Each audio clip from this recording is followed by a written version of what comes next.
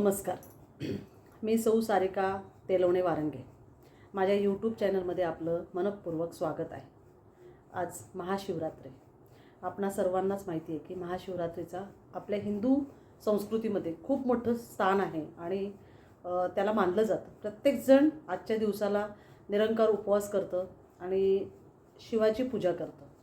कोणाकोणाकडे लघुरुद्रही केलं जातं. मंदिरांमध्ये आपण पाहतो की भरपूर गर्दी असते. पण ही महाशिवरात्री नक्की म्हणजे काय आणि या संदर्भामध्ये आज छोटासा व्हिडिओ बनवला आहे. ही एक कथा आहे. म्हणजे आपल्याला माहिती आहे की आपले आराध्य दैवत शंकर भगवान यांच्या संदर्भामध्ये की आपल्याला सर्वांनाच ज्ञात आहे की ही देवता, हे जे ब्रह्मा विष्णू महेश आपण पाहतो, या तिन्ही देवतांचं अनन्यसाधारण असं महत्त्व आहे.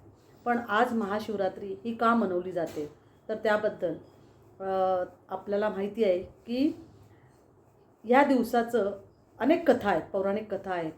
परंतु त्यातलीच एक गोष्ट सांगू इच्छिते. आजच्या दिवसाला पार्वती देवी माता ह्यांचं आणि शंकर भगवान यांचं आजच्या दिवसाला लग्न झालं होतं. ही तर गोष्ट आपणा सर्वांना माहिती आहे आणि म्हणूनच महाशिवरात्र मनवली जाते. परंतु यामागे सुद्धा अशी एक कथा आहे की जेव्हा समुद्रमंथन सुरू होतं आणि त्या समुद्रमंथनामध्ये विष तयार झालं होतं आणि हे जे हलाल तयार झालेलं हे इतकं भयानक होतं की सृष्टीचा नाश झाला असता. सर्व देवता फार प्रचंड विचारात होते की आता काय होणार, ही सृष्टी तर नष्ट होणार, सर्व ठिकाणी त्याचे पडसाद वेगळे उमटणार. आणि मग ह्या वेळेला जे शिव आहेत यांनी काय केलं की ते जे विष आहे, हलाल आहे, हे प्राशन केलं आणि ते आपल्या कंठात त्यांनी घेतलं. त्यामुळे त्यांना नीलकंठ म्हणून पण आपण बोलतो. पण हे जेव्हा विष प्राशन केल्यानंतर त्यांच्या अंगामध्ये दाहकता निर्माण झाली आणि ही दाहकता जी आहे ही त्यांची दाहकता कमी होत नव्हती. त्यामुळे त्यांनी प्रचंड तांडव त्यांचं सुरू होतं, कारण त्यांना शरीरामध्ये त्या वेदना होत होत्या. त्या अंगाला एक दाहकता निर्माण झाल्यामुळे संपूर्ण शरीर त्यांचं बेचैन झालं होतं. आणि त्याच वेळेला एक उपाय म्हणून सर्व देवतांनी त्यांच्यावरती दुधाचा अभिषेक सुरू केला. या दुधाच्या अभिषेकामुळे थंडावा निर्माण होईल अशी एक धारणा तयार झाली आणि हा वैद्यकीय उपाय सांगितला गेला आणि त्यामुळे त्यांच्या पूर्ण त्या शरीरावरती दुधाचं अभिषेक सुरू झाला. आणि म्हणूनच आजच्या दिवसाला, आणि तो दिवस होता महाशिवरात्रीचा, म्हणून आजच्या दिवसाला शंकर भगवानांना दुधाचा अभिषेक केला जातो किंवा रोजसुद्धा दुधाचा अभिषेक केला जातो, कारण त्यांच्या अंगाची दाहकता कमी व्हावी म्हणून.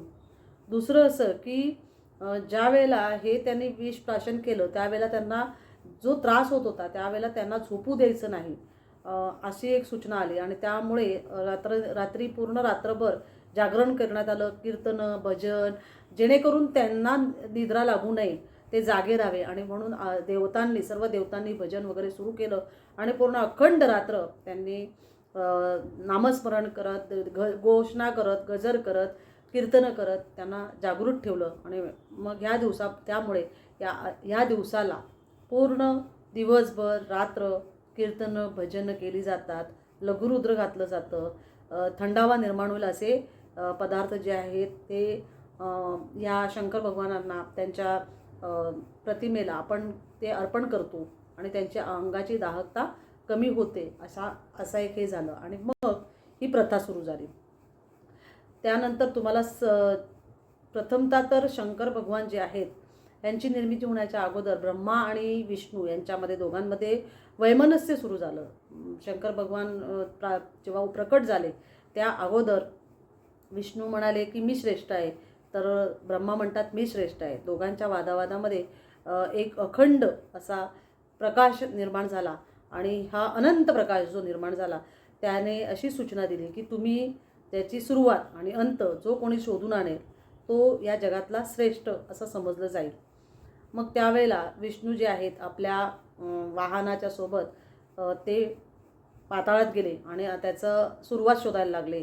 तर ब्रह्मा जे आहेत ते वर म्हणजे आकाशामध्ये आपल्या त्या प्रकाशाचा अंत शोधायला लागले. दोघंही बरेच वर्ष आपलं आदी आणि अंत हे शोधत होते. मग विष्णूला लक्षात आलं की आता काही दिसत नाही, हे आपण याच्यापुढे हारलेलो आहे. त्यांनी हार मानली आणि सांगितलं की मी क्षमा मागतो की मला काही त्याचं सुरुवात जी आहे त्या प्रकाशाची ती काही सापडली नाही, तर मी माफी मागतो, माझ्याकडून हे झालं नाही, म्हणजे मी श्रेष्ठ नाही आहे आणि मी खरोखर दिलगिरी व्यक्त करतो. परंतु ब्रह्मांना असं वाटलं की मी जर असं सांगितलं की बाबा मला सापडलं तर काय होणार आहे, म्हणून ब्रह्मा जे आहेत ते म्हणाले की मला सापडले मात्र हे. त्यावेळेला शंकरांना खूप राग येतो, शिवाला राग येतो आणि मग ते रागाच्या भरात त्यांचं मस्तक जे आहे ते उडवतात आणि कारण ते खोटं बोललेत म्हणून त्यांचं मस्तक उडवतात. म्हणजे त्यावेळेला त्यांचा जो राग, त्यांचा जो द्वेष आहे हे त्यांच्या तांडवातून आणि त्यांच्या त्या अस्तित्वातून निर्माण झालं. ही एक कथा आहे. आणि दुसरं म्हणजे असं की ज्या पार्वती देवी आहेत या शंकर भगवानांची अर्धांगिनी आहे आणि हे काही एका जन्मातलं लग्न नाही, परंतु युगानुयुगे त्यांच्याबरोबर त्या पत्नी म्हणून आहेत, त्या वेगवेगळ्या रूपामध्ये आहेत. तर तुम्हाला माहितीच असेल की दक्ष राजा जो होता, प्रजापती दक्ष राजा, ह्याने खूप तपस्या केली आणि हे दक्ष राजा जे आहेत ते ब्रह्मांचे पुत्र आणि ब्रह्माच्या अंगठ्यापासून त्यांचे जे जन्माला आले ते म्हणजे प्रजापती दक्षराजा जे आहेत यांचं लग्न जे आहे ते प्रसूतीबरोबर झालं आणि मग त्यांच्यामुळे 2 त्यांना पत्नी होत्या, परंतु हिच्यापासून त्यांना 24 कन्या झाल्या आणि त्या 24 कन्यांमध्ये त्यांनी एक तपश्चर्या केली होती आणि ही घोर तपश्चर्या बघून ह्या पार्वती देवी ज्या आहेत त्या त्यांच्यावर प्रसन्न झाल्या आणि त्यांना आपल्या ह्या त्यांच्या अस्तित्वाचं दर्शन दिलं आणि सांगितलं की काय हवं आहे तुला. तेव्हा दक्षराजा जो आहे त्याने त्यांच्याकडे मागणी केली की मला माझ्या पोटी तुम्ही जन्म घ्यावा. तर पार्वती देवी जी आहे यांनी सांगितलं की मी नक्कीच तुझ्या पोटी जन्म घेईल, कारण मी तुझ्यावर खुश आहे, पण माझी एक अट आहे. तेव्हा त्यांनी सांगितलं काय अट आहे, तर म्हणे मी जन्म घेईल, पण माझ्या जन्मानंतर ज्या वेळेला तू शंकर भगवानांचा अपमान करशील किंवा तुझ्याकडून त्यांच्याबद्दल अपशब्द निघतील त्यावेळेला मात्र मी स्वतःला संपवून घेईल, मी तुझ्यासोबत राहणार नाही. तर दक्ष महाराज म्हणतात की दक्ष प्रजापती राजा जे आहे ते म्हणतात मला मान्य आहे. आणि मग त्यांच्या पोटी सती म्हणून जन्माला येते पार्वती देवी. सती म्हणून जन्माला आल्यानंतर तिच्या लहानपणामध्ये जाणवते यांना की हिच्यामध्ये दैवी अंश आहे आणि हेच ते रूप आहे हे त्यांच्या लक्षात येतं. पण पुढे जाऊन सर्व कन्यांची जेव्हा लग्न होतात त्यावेळेला ही जशी सती मोठी होते तशी ती आपल्या आराध्य दैवत म्हणजे शंकर भगवानांची ती आराधना करायला लागते, त्यांची तपस्या करते आणि पुढे जाऊन त्यांच्याशी लग्न करण्याचा विचार करते. तेव्हा दक्ष महाराज जे आहेत प्रजापती दक्ष राजा हा काही त्या लग्नासाठी तयार नसतो, कारण त्यांना असं वाटतं की आपल्या बाकी कन्या ज्या आहेत ऋषीमुनींना दिलेल्या आहेत आणि हे जे आहेत शंकराचा अवतार शिव जे आहेत हे शिव काय आहेत, तर गळ्यामध्ये मुंडक्यांची माळा घातलेली आहे, भस्म लावलेला आहे, हा व्यक्ती जो आहे तो स्मशानात राहतो, भूत पिशाचे याच्यामध्ये असतो, तर ह्याच्याशी काय लग्न करणार आहे, म्हणून ते विरोध करतात. परंतु जी पार्वती देवी आहे ती मात्र याला नकार देते आणि ती त्यांच्याशी लग्न करते. तेव्हापासून दक्षराजा तिच्या विरोधात असतो की तू माझं मुलीचं नातं संपवलंस, तू तुझ्या मनाचं केलंस.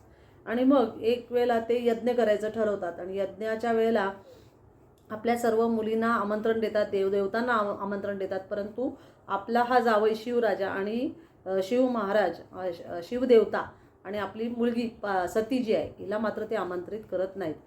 पण सतीला कळतं की आपल्या बहिणींना सगळ्यांना बोलवले, कदाचित ते आपल्याला बोलवायचे विसरले असतील आणि म्हणून ती शंकर भगवानांना म्हणते की आपल्याला जायला पाहिजे. तेव्हा शंकर म्हणतात की मला तरी योग्य वाटत नाही, आपल्याला त्यांनी बोलवलेलं नाही तर आपण तिथे जाणं उचित ठरणार नाही. जर तिथे गेलो आणि आपला अपमान होऊ शकतो त्यामुळे आपण तिथे जाऊ नये असं मला तरी वाटतं, पण तुला जायची इच्छा असेल तर तू जाऊ शकते. आणि ती वडिलांनी आपल्याला विसरले असतील ह्या हेतूनेच ती तिथे येते, ती बघते, सर्व बहिणी भेटतात, आई भेटते, चर्चा होते. परंतु याला राजाला राग येतो. दक्ष राजा तिच्याकडे बघतो आणि तिच्याकडे न बघितल्यासारखं करतो. तेव्हा ती पण आई म्हणजे वडिलांना आवाज देते, परंतु ते तिच्याकडे लक्ष देत नाहीत. मग तिला लक्षात येतं तर ती विचारणा करते की इतके सगळे देवता आलेले आहेत, परंतु माझ्या पतीला तुम्ही बोलवलं नाहीत. तेव्हा दक्ष राजा म्हणतो की आम्ही ऐऱ्यागैऱ्यांना बोलवत नाही, जे भस्म लावून किंवा त्या स्मशानात राहतात त्यांच्याशी आमचा काही संबंध नाही. तू मला न विचारता हे लग्न केलेलं आहेस आणि तुम्हाला हे स्थान नाही, आणि तो अपमान करतो. त्यावेळेला तिला खूप राग येतो आणि ती म्हणतेस की तिच्या मनात विचार येतो की माझे पती मला म्हणत होते तेच बरोबर आहे, आपल्याला बोलवलेलं नाही, आपला अपमान होणार तिथे जाऊन, आणि तिथे जाऊ नकोस, तरी मी आले. आता मला तर तोंड दाखवायला जागा राहिलेली नाही. दुसरी गोष्ट म्हणजे की माझ्या पतीचा जिथे अपमान असेल तर तिथे मी राहू शकत नाही.